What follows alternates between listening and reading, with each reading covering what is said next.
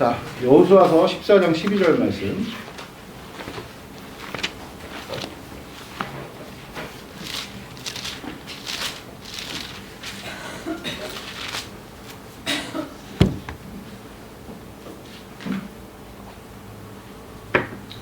(14장 12절) 같이 읽겠습니다. 시작. 그날에 여호와께서 말씀하신 이 산지를 지금 내게 주소서. 당신도 그날에 들으셨거니와 그곳에는 아낙 사람이 있고 그 성읍들은 크고 견고할지라도 여호와께서 나와 함께 하시면 내가 여호와께서 말씀하신 대로 그들을 쫓아내리다 하니. 아멘. 자, 오늘 말씀의 제목은 마지막 숙제라는 제목으로 하나님 말씀을 같이 나누도록 하겠습니다. 이제 이번과 다음번까지 여호수아를 이제 우리가 같이 함께 보고 그 다음번부터 이제 여호수아를 더 이상 하지는 않도록 하겠습니다. 여호수아를 필두로 그 이스라엘은 가나안을 정복했죠. 데려가 주세요. 가나안을 정복을 했는데 연전연승을 거뒀고요. 그 거두는 과정 속에서 이스라엘을 대적할 자가 없어 보였습니다. 물론 이제 한번 아간 때문에 그 아이성 전투에서 패배를 맛보긴 했지만 뭐 완전한 패배도 아니었고, 그렇죠? 손실도 굉장히 적었죠. 상징적 의미가 큰 패배였죠. 그것은 또 도약을 위한, 거룩을 위한 하나의 과정으로 볼 때 이스라엘의 이 가나안 정복에는 거치는 돌이 없었습니다. 근데 문제는 여호수아뿐만 아니라 그 같이 전쟁을 감당했던 자들은 사람이죠, 사람. 특별히 사람은 수명이 정해져 있잖아요. 영원할 수가 없습니다.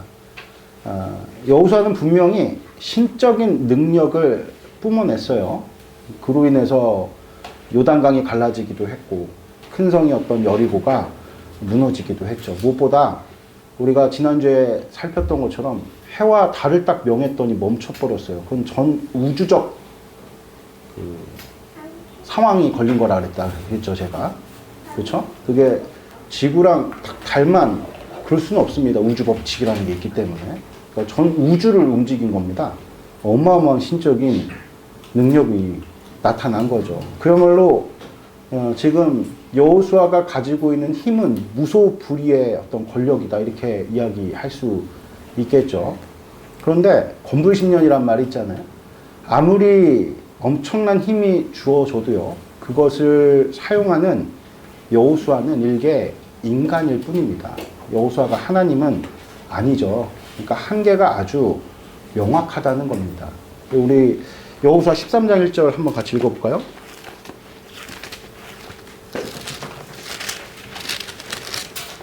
13장 1절 우리 같이 읽도록 하겠습니다. 시작.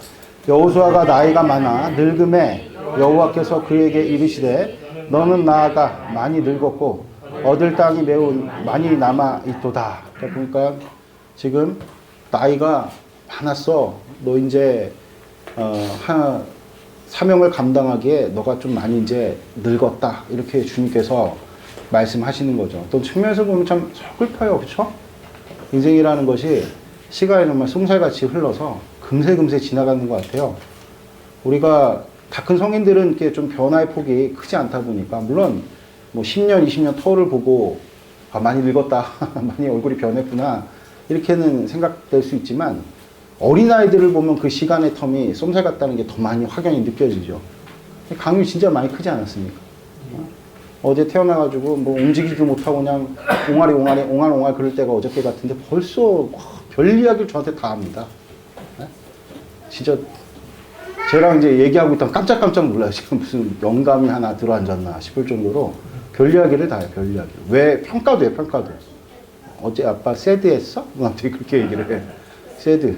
엄마한테 배워가지고 하여튼 참 많이 컸다, 이런 생각들이 있어요. 그래서 여러분들, 우리가 명심해야 될 것이 무엇이냐면 일할 수 있는 때가 길지가 않다는 겁니다. 여러분들, 이 땅에서 우리가 사명이 뭐죠? 하나님을 영화롭게 하는 거잖아요.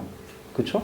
하나님을 영화롭게 하는 것이 이 땅에 우리의 사명이라면 그것도 여러분 때가 있는 거예요. 때가. 하나님께 영광을 돌릴 수 있는 때가 있다는 거죠. 무한대로 우리에게 시간이 주어지지 않았다는 것을 우리는 명심해야 된다. 여호수아는 이제 수명이 다 했어요. 영광스러운 시절이 지나갔다 이렇게도 이야기할 수 있겠죠. 이제 그에게 마지막 중요한 사역만이 사명의 하나의 조각으로 남아있을 뿐인 거죠. 그것이 무엇이냐? 굉장히 중요한 사역입니다. 그러니까 여러분들 우리가 하나님께 영광을 돌리는 인생을 거듭하다 보면 주님께서 굉장히 중요한 어떤 사역을 우리 인생의 마무리에 펼쳐주실 가능성이 매우 큰데 여호수아가 그랬다는 거예요. 여호수아가. 그러니까 아무에게나 주어지는 어떤 그런 내용은 아닐 테죠. 그러나 우리 여기 앉아 계신 여러분들 인생의 마지막에 하나님께 큰 영광 올려드리는 것으로 마무리 짓기를 주 예수 그리스도로 축복드립니다. 그 마무리를 지을 만한 사역이 어떤 것이었냐? 그게 이제 땅을 분배하는 거예요. 분배하는 거. 정복한 땅을 분배하는 것은 어떻게 보면 당연한 일일 테죠. 그러나 이게 분배하는 게 정복한 땅만 분배하는 것이 아니라 정복하지 못한 땅도 지금 분배하고 있는 거예요. 정복해야 될 땅.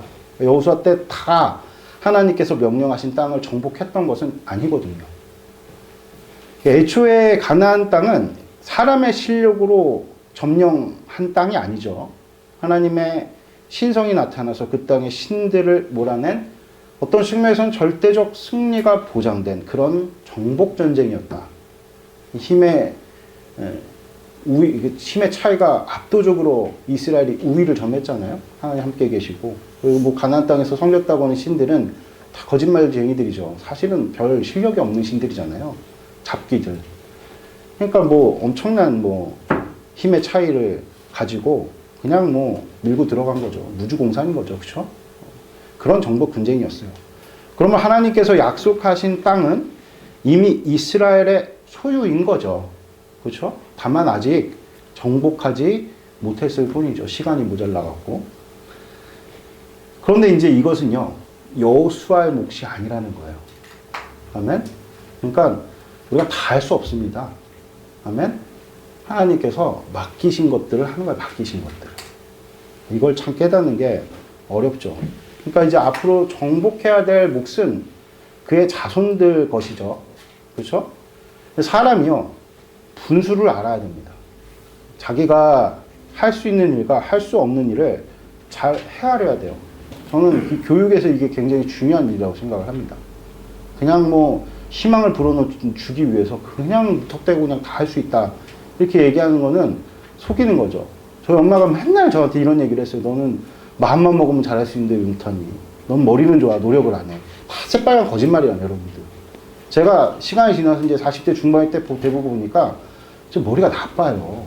엄마한테 속아가지고 객관적으로 별로 좋지도 않아요. 근데 속아가지고 그냥 내가 할 수만, 난 다 할 수 있어. 내가 맘만 먹으면 할 수 있어. 맘만 먹으면 할 수 있는 게 아니었어요. 왜 못했냐면 능력이 부족해서 못했던 거죠. 그러니까 우리가 희망을 불어넣고 뭐 가지고 있는 어떤 꿈을 꺾고 뭐 그런 거는 아니어도 현실을 직시할 수 있도록 교육을 하는 것은 굉장히 중요한 문제인 것 같습니다. 왜 그러냐면 그게 신앙에 있어서도 굉장히 중요한 문제이기 때문에 그래요. 왜 이게 중요하냐면 사람이 자기 분수를 모르면 하나님 음성을 들을 수가 없어요. 여러분들 하나님 음성은요, 믿음이 부족해도 문제지만 더 문제가 뭔지 아십니까? 과욕이 넘치는 것이 더 문제예요.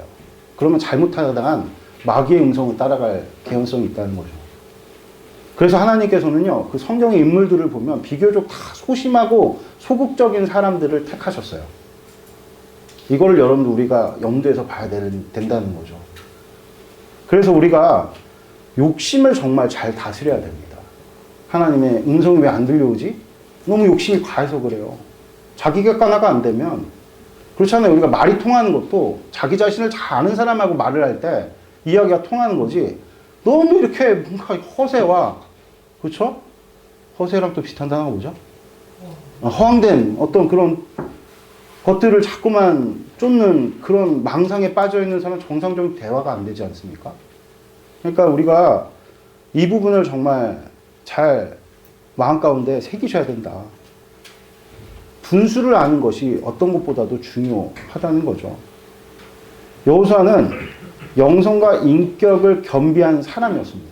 영성으로는 자신의 믿음의 분량을 아는 것이고, 인격으로는 좌로나 우로나 치우침 없이 공정함으로 일을 처리하는 아주 균형이 잘 잡힌 그런 인물이었습니다. 그러므로 여호수아는 각 지파의 특성과 그들의 믿음의 분량을 잘 헤아려서 땅을 분배했어요. 절대로 여러분들 획일적으로 땅을 나눠주지 않았다는 겁니다. 언제나 하나님 나라는 많이 거둔 자도 남지 않고 적게 거둔 자도 부족하지 않는 원칙을 따라요. 획일적으로 여러분들 분배를 하거나 공평을 추구하는 것은 또 다른 차별을 양산할 수 있다는 거예요, 여러분들. 이 점을 유의하셔야 됩니다. 왜 쟤는 2개 줬는데 나는 하나 주니까? 이런 식으로 자꾸만 잘못된 여러분들 공정에 대한 어떤 그런 개념을 가지고 있으면 공동체가 참 힘들어집니다. 무슨 얘기인지 아시겠죠? 그러니까 저 사람에게 2를 주고 왜 나는 하나를 줍니까? 물론 여기에 대해서 야 그냥 받아들여 이렇게 해서도 안 되겠죠. 어떻게 해야 됩니까? 설명을 해줘야 되는 거예요. 야 석영아, 너는 누나니까 2개를 받는 거야, 알았어? 넌 많이 먹잖아. 그 대신 강윤이는 어리니까 하나를 주는 거지. 이렇게 설명을 해줘요, 설명을. 무슨 얘기인지 알겠죠, 여러분들? 근데 어쨌든 획일적인 공평을 추구하지 않는다. 그래서 여러분들 나누는 일을 아무에게다 맡기지 않아요. 그러니까 보통 그 바나바를 권위자라 그러잖아요. 그 권면하고 위로하는 자, 그게 합쳐서 권위자인데 이 사람이 많이 나눠줬어요. 근데 권위로 다스리는 일을 무엇으로 하라 그러죠? 부지런함으로 하라잖아요. 부지런함으로. 그러니까 나누는 직책을 그래서 아무에게나 맡기는 게 아닌 거죠. 그래서 여러분들 그 초대교회 예루살렘 첫 번째 교회에 가장 처음에 벌어졌던 분쟁의 내용이 나눔의 문제였어요. 그때 어떤 자들을 세웠습니까? 성령 하나님으로 충만하지만 지혜와 사람들로부터 인정받는 인격의 소유자들을 선별해서 7을 세웠는데 그게 교회의 첫 번째 직분이었습니다. 그만큼 나누는 일이 중요하다는 거죠. 여호수아는 이런 일에 굉장히 일가견 있는 그런 인물이었죠. 모세의 수종자로 그의 가칭이죠. 일종의 별명이죠, 별명. 모세의 수종자로 오랜 시간 동안 모세의 수족이 돼갖고 모세의 여러 가지 행정적인 일들을 도맡아서 했었죠. 그러니까 얼마나 일가견이 있겠습니까, 여기에 대해서. 그래서 이제 여호수아가 각 지파의 어떤 특성이나 특질을 잘 생각해서 이렇게 분배를 해주고 있는 와중에 여분네 아들, 오늘 본문이죠. 여분네 아들 갈렙이 헤브론 땅을 구한 겁니다. 그게 이제 오늘의 본문이란 말이에요. 헤브론은 아직 정복하지 못한 땅입니다. 그 땅은 지정학적으로 남쪽에 있는 부엘세바, 남쪽에 있는 주요 도시죠. 부엘세바랑 북쪽에 있는 예루살렘을 연결하는 군사 및 교통의 요충지였어요. 게다가 분지여갖고 농사 짓기에도 굉장히 좋은 땅이었습니다. 그런 연유로 그곳에는 가장 힘센 민족이었던 아낙자손이 버티고 있었던 거죠. 게다가 방어하기 굉장히 좋은 천연 요새로서 이게 참 공략하기도 쉽지 않은 그런 땅이었어요. 그런 땅을 갈렙이 요구를 한 것입니다. 결과적으로 헤브론 땅은 매우 가치 있는 땅이지만 그만큼 차지하기는 어려운 땅이었어요. 그럼에도 불구하고 갈렙은 아주 강한 확신에 차서 헤브론을 달라고 원했다는 겁니다. 그 이유가 무엇이냐? 오늘 본문의 말씀처럼 약속 때문이에요. 약속 때문에. 45년 전에 하나님께서 그때는 이제 정탐했을 때잖아요. 갈렙이 최초 출애굽 1세대가 가나안 땅을 들어가기 위해서 정탐꾼을 12명 보냈는데 그 12명 중에 한 사람이 갈렙이었단 말이에요. 그렇죠? 그 갈렙이 정탐을 할 때 하나님께서 이 헤브론 땅을 분명히 이 갈렙에게 주시겠다고 말씀을 하셨다는 거죠. 그래서 그 45년 전에 받았던 그 약속을 근거로 강력하게 원한 거죠. 이건 무슨 뜻이냐? 갈렙이 그만큼 하나님께서 어떤 분이신지 잘 알았다는 겁니다. 출애굽 1세대 중에 유일하게 생존하여서 가나안 땅에 들어온 인물이죠. 유일하게 여호수아 갈렙 이 두 사람만 출애굽 1세대 출신으로 들어왔단 말이에요. 그만큼 뭐가 있었다는 것을 의미합니까? 뭐가 있었던 거죠? 믿음이 있었던 거, 믿음이. 여러분들, 믿음의 특징이 뭐냐면, 믿음은요, 어떤 상황에서든 가치에 집중을 합니다. 가치. 그러나 죄는요, 믿음의 반대 가치죠. 죄는 가치보다는 가능성에 방점을 찍는다는 거예요. 여기서 확 나눠버린 거예요. 나뉘어버린 거예요. 가능성. 갈렙과 여호수아는요, 가나안 땅을 그들의 먹이로 인식을 했어요. 그렇죠? 가치로 인식을 했단 말이에요. 그러나 나머지 10명은 달랐죠. 그들은 가나안 땅의 가치보다 그 땅을 취할 수 있는 가능성에 마음이 빼앗겼던 겁니다. 왜냐하면 그들은 하나님이 누구신지 몰랐거나 그것에 대해서 별로 생각을 안 했기 때문이죠. 그러므로 우리와 함께 계신 하나님을 아는 것, 이게 너무나도 중요하다는 겁니다. 하나님 누구십니까? 여기에 대한 풍성한 고백이 있어야 됩니다. 하나님 누구십니까? 할 때 꿀 먹고 하나님 누구지? 하나님 하나님이지. 이 얘기를 제일 많이 듣는 거예요. 하나님 누구시냐? 그만큼 이제 내가 하나님과 별로 그렇게 크게 인격적 관계가 없다. 이런 것들을 방증하는 어떤 답변이 아닐까 싶은데요. 그러니까 하나님이 누구신지에 대해서 여러분들 어떤 풍성하게, 최소한 하나님이 이런 고백이 아니었으면 좋겠고요. 최소한 그 부정적이로라도 하나님 좀 서운해요. 하나님 나한테 꼭 무서운 아빠 같아요. 이런 고백이라도 있기를 바랍니다. 아멘?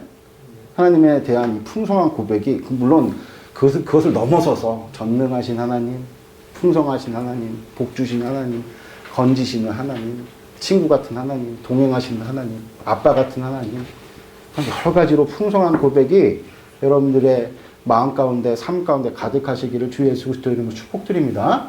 아는 만큼 우리 시각이 달라지고요. 그에 따른 행동이 달라지게 되는 거죠. 모르면 언제나 내가 생각하는 가능성에 매몰된 인생을 살 수밖에 없다는 겁니다. 얼마 되지도 않는 지식과 경험에 잠식당하는 인생을 살 수밖에 없는 거예요. 왜 우리네 인생이 자꾸만 다른지 쳇바퀴 도는 것 같냐? 뻔하기 때문에 그래요. 그러면서 맨날 우리가 이런 다짐하죠. 공부해야 돼. 뭔가 일취월장해야 돼. 도약해야 돼. 근데 좀처럼 그게 잘 열리지가 않잖아요. 그러니까 우리는 참 여는 사람은 소수가 있죠. 그렇죠? 근데 그런 소수만큼 우리가 이렇게 아까 말했던 것처럼 그런 소수가 가지고 있는 능력을 우리가 가지고 있다고 자꾸만 착각을, 이게 교육의 폐단이야. 야, 너는 머리가 좋아. 너는 맘만 먹으면 할 수가 있어. 다 거짓말이야. 나 진짜 그런 신념이 강하면 강할수록 너무 삶이 불행해져요, 여러분들.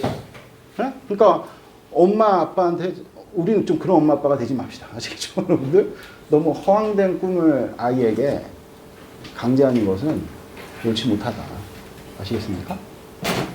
인격적이지 못하다. 뭐 얘기하다 말았죠? 그래서 어쨌든 다시 돌아와서 그러니까 우리가 가지고 있는 지식과 어떤 경험이 그 정도로 일천하기 때문에 뻔한 거예요, 자꾸 인생이. 그러니까 우리에게 여러분들 필요한 것은 무엇이죠? 믿음. 하나님이 누구신가를 알아야 돼요. 하나님.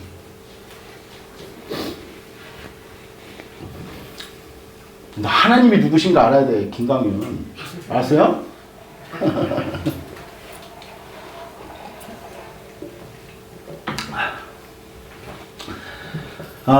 그래서 그렇게 우리가 우리 지식과 경험에 잠식당하면 자연스럽게 사명과는 멀어지게 되는 거예요.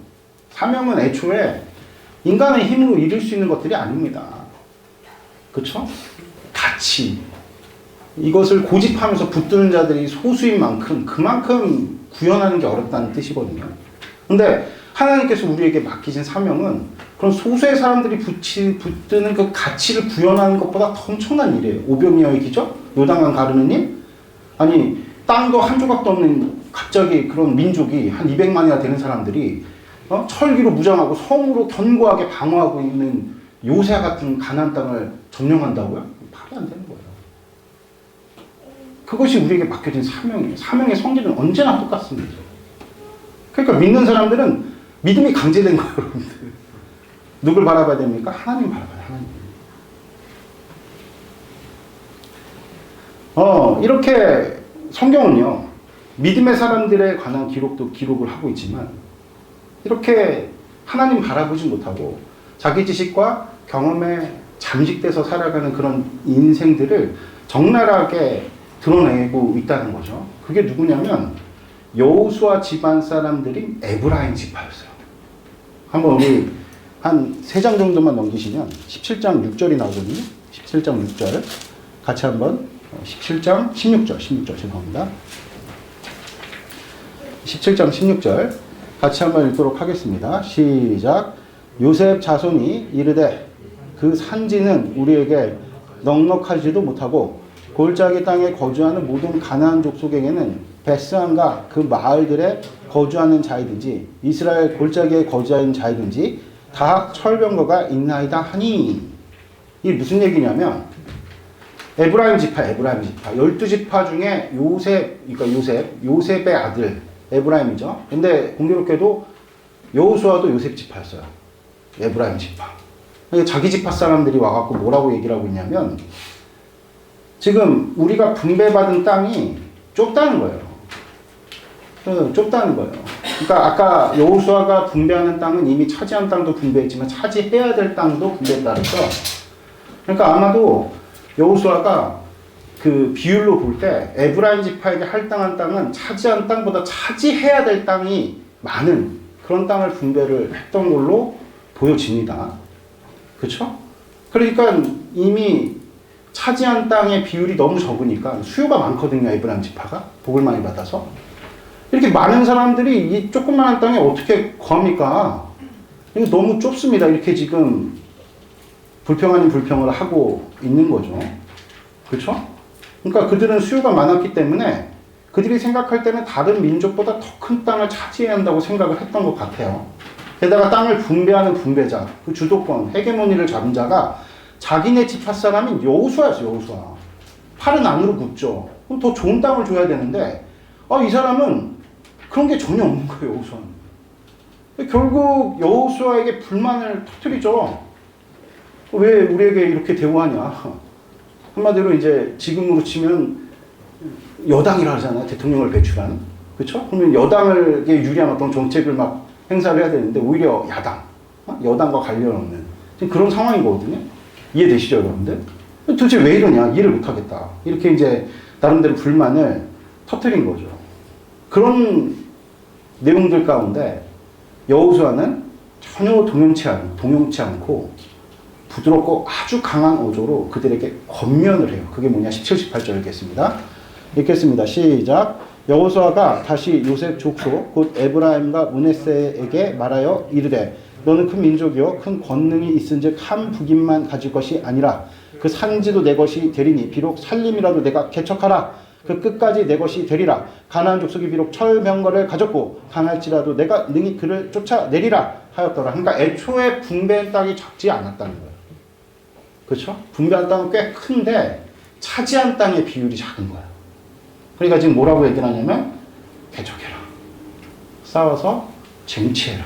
이렇게 지금 권면을 하고 있다는 거죠. 참 그러니까 여호수아가 귀감이 되는 인물이죠. 자기 식구 사람들이거든요. 그러니까 자기 식구라고 감싸지 않고 오히려 노블리스 오빌리저를 하잖아요. 가장 성공해서 너희들이 본이 보여라. 이런 의미도 있는 거거든요. 그들은 이 에브라임 지파 므낫세 지파는요. 분배받은 땅에 대해서 만족하지 못했습니다. 수요가 많았기 때문이죠. 그런 상황에 개척하라. 이렇게 이야기를 한 겁니다. 이것이 우리에게 시사하는 바가 아주 커요. 우리 성도는 구원받은 하나님의 백성입니다. 그런데 때때로 우리가 구원받은 것이 이 땅에서의 삶과 무슨 관계가 있는가 이런 의문이 들 때가 있어요. 왜냐하면 겉으로 드러난 삶의 모습들이 세상 사람들과 별로 다를 바 없어 보이거든요. 그러면서 구원을 내세에 관한 것으로 제한하죠. 쉽게 말해서 죽어서 천국 가는 거구나. 이 땅에 사는 건 똑같구나. 이렇게 생각들을 말은 안 해도 하잖아요, 여러분들. 그렇지 않아요? 그러나 예수님께서는 다음과 같이 말씀하세요. 마가복음 10장 29절 23절 찾아보겠습니다. 마가복음 10장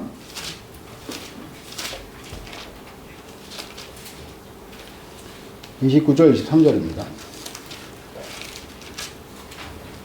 읽겠습니다. 시작.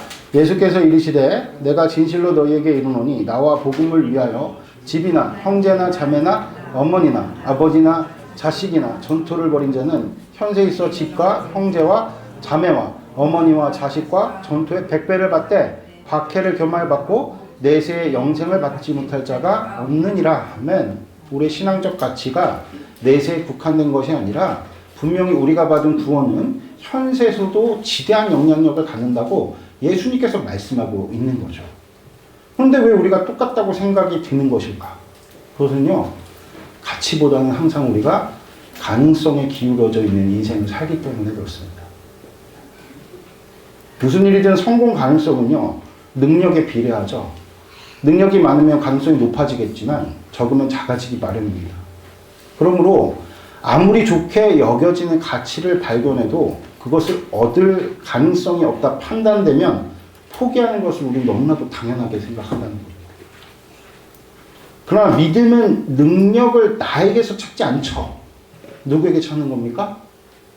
하나님께 찾는 거예요. 하나님께. 그러므로 여호수아는 부드럽지만 강한 말로 자신이 속한 에브라임 지파와 므낫세 지파에게 개척하라고 권면을 하고 있는 겁니다. 왜냐하면 실제 에브라임 지파와 므낫세 지파는요, 하나님께로부터 많은 은혜를 입었기 때문이죠. 에브라임 지파 에브라임과 므낫세는요, 누구의 아들들이라고 했습니까? 아까 전에? 요셉의 아들들이었어요. 요셉의 아들들. 그러니까 이게 무슨 뜻이냐, 무슨 의미냐면, 요셉은요, 영적으로 이스라엘의 장자예요. 이게 성경에 기록되어 있습니다. 그리고 모든 지파가 다 그렇게 생각을 했어요. 역대상 5장 2절 말씀 한번 잠깐 볼까요? 역대상 5장 2절 말씀입니다. 구약성경 615페이지입니다. 같이 한번 읽도록 하겠습니다. 시작. 유다는 형제보다 뛰어나고 주권자가 유다에게서 났으나 장자의 명분은 누구에게 있다는 겁니까? 요셉에 있느니라. 그러니까 장자의 명분이 요셉에 있다. 이건 에브라임 지파와 므낫세에 있다는 뜻이거든요. 장자의 분깃은 다른 형제들보다 보통 2배를 받아요.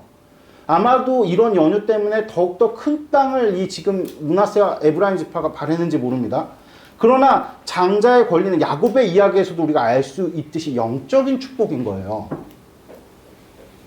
영적인 축복. 그러니까 하나님께서 거룩하게 구별하셔서 장자를 가까이 두신다는 의미입니다. 여호수아는 이것을 너무나도 잘 알고 있었어요. 그러므로 여호수아는 에브라임 지파에게 야, 너희가 큰 민족이고 큰 권능이 있다 이렇게 말하고 있는 거예요. 하나님이 너희들을 더 가까이 대하고 계셔. 다른 지파들이 1을 원하면 하나님이 5를 주실 때 너희들은 10을 주신다니까? 이걸 너희들이 지금 깨달아야지. 이 말씀을 지금 하고 있는 것입니다. 하나님께서 다른 어떤 지파보다도 이 에브라임과 므낫세 지파와 가까이 함께 계신다는 겁니다. 이것이 여러분들 우리 성도들이 가진 가장 큰 축복입니다. 할렐루야. 아멘. 우리는 은혜로운 인생을 하나님께 선물로 받았어요. 고린도서 5장 17절 같이 한번 보겠습니다.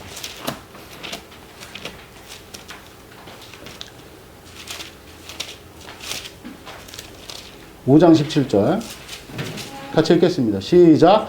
그런즉 누구든지 그리스도 안에 있으면 새로운 피조물이라.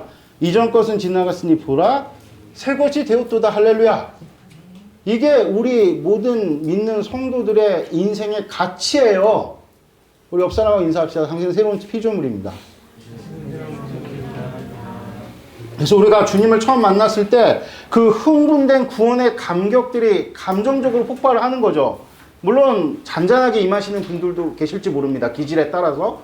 어쨌든 간에 그런 구원의 감격, 구원을 받았다는 어떤 그런 확신 있는 말씀에 감화감동을 받아갖고 신앙생활 시작하게 된 거 아니겠습니까, 여러분들?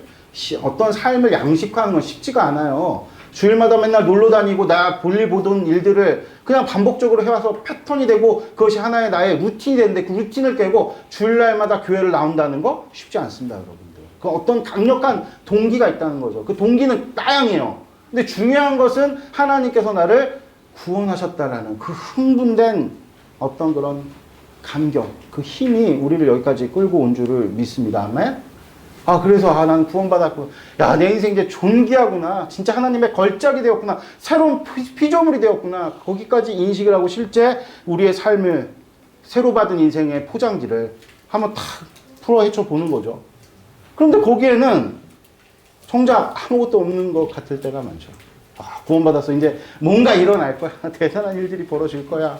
이전과는 다른 어떤 인격을 내가 드러내겠지. 옛날에 화를 냈었는데 화를 안 내겠지. 나는 착해지겠지. 나는 의로워지겠지. 나는 이제 정의를 추구할 수 있겠지. 그래서 다 풀어 헤쳐봤는데 여전히 그냥 똑같은 것 같은. 오히려 더 퇴보한 것 같은. 옛날에도 나 힘을 믿고 과신했던 그런 어떤 허세라도 있었는데. 이제 그것마저도 다 무너져 버린. 그렇죠? 아무것도 없는 것 같아. 여기서 우리는 여호수아의 에브라임 지파와 므낫세 지파를 향한 겉면에 주목할 필요가 있다는 겁니다. 없는 게 아니에요. 땅이라고 받았는데 황무지 같아. 좁아. 기거할 데가 없어. 눈에 보이는 어떤 가치는 너무나도 형편없단 말이에요. 근데 여호수아가 그들의 영안을 띄우면서 없는 것이 아니야. 차지해야 될 땅을 봐봐. 실제 그래서 여러분의 면적을 보면요. 에브라임 므낫세 지파가 다른 지파들에 비해서 그 할당받은 땅의 면적은 거의 2배를 넘습니다. 실제로.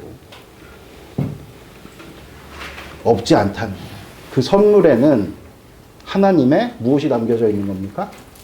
약속이 담겨져 있는 거예요.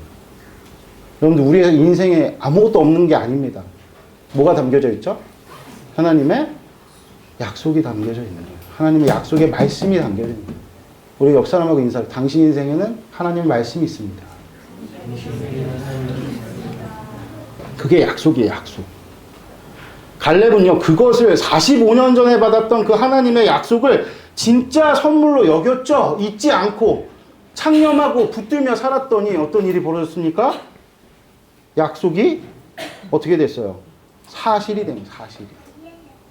에브라임 지파에게 또 므낫세 지파에게 여호수아는 큰 민족이라 큰 권능이 있다. 너희들이 장자다. 장자권은 약속을 의미하는 거거든요. 하나님께서 갑절로 주시겠다. 하나님께서 다른 민족들보다 다른 지파들보다 너희들을 가까이 두시겠다는 하나님의 약속인 겁니다. 이걸 상기시킨 거예요. 잊고 있었던 사실을 약속을 잃어버린 우리가 가치가 없는 그냥 아무것도 아닌 존재거든요.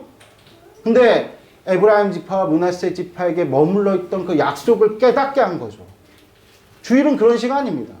여러분들 우리의 인생이 아무것도 아닌 것 같고 가치 없는 것 같고 세상 사람들에 비해서 조차 형편없는 것 같을 때 하나님의 약속의 말씀을 붙드신 여러분 되시고 축복드립니다. 그런 공동체가 여러분들의 삶 가운데 있어서 여호수아처럼 여러분들 상기시키는 겁니다. 우리 소영자매님 귀하신 분이에요. 하나님 약속이 있잖아요.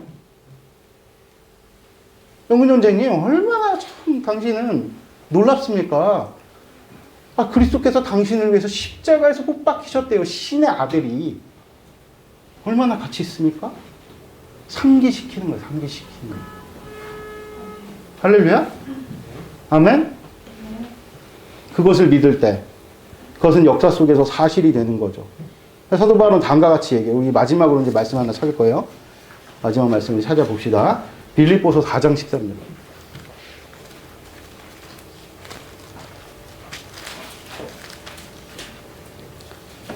4장 13절 같이 한번 읽도록 하겠습니다.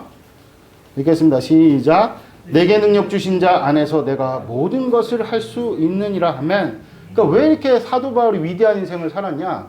가능성을 보지 않았어요. 항상 가치를 봤답니다.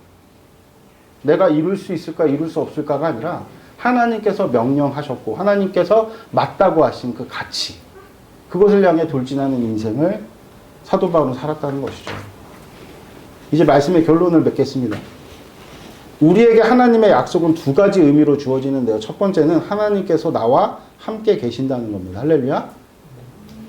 둘째는 나와 동행하신다는 거예요. 동행하신다. 그러니까 무슨 뜻이냐면 같이 어떤 일이든 함께 합력해서 선을 이루신다는 겁니다.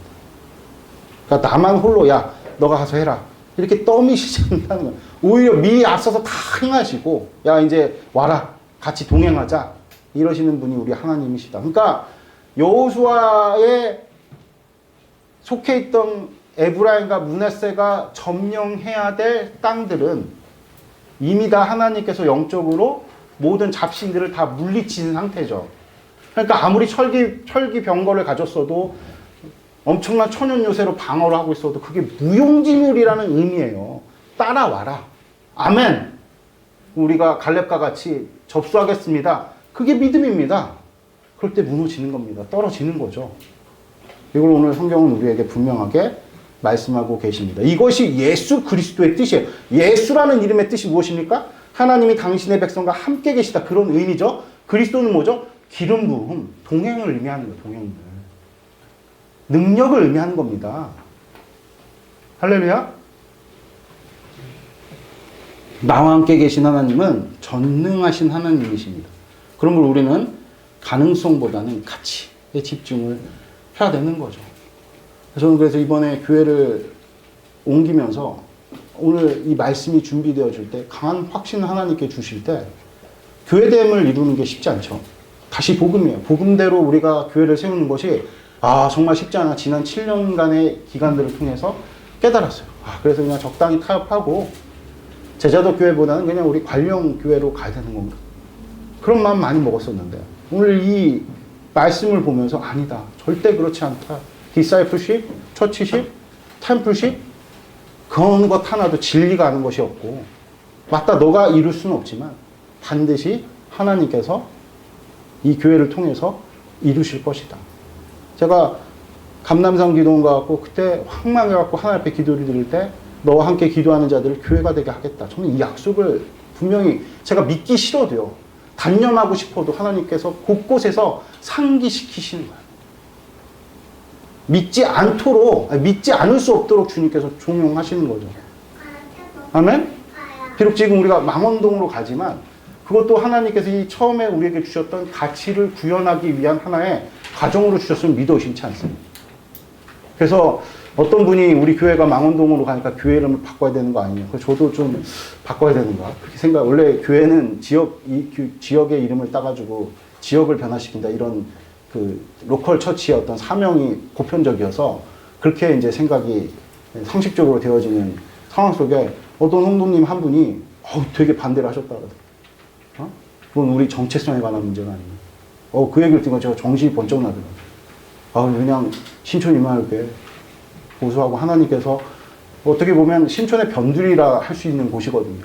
거기서부터 다시금 주님께서 이루실 일들을 확신합니다.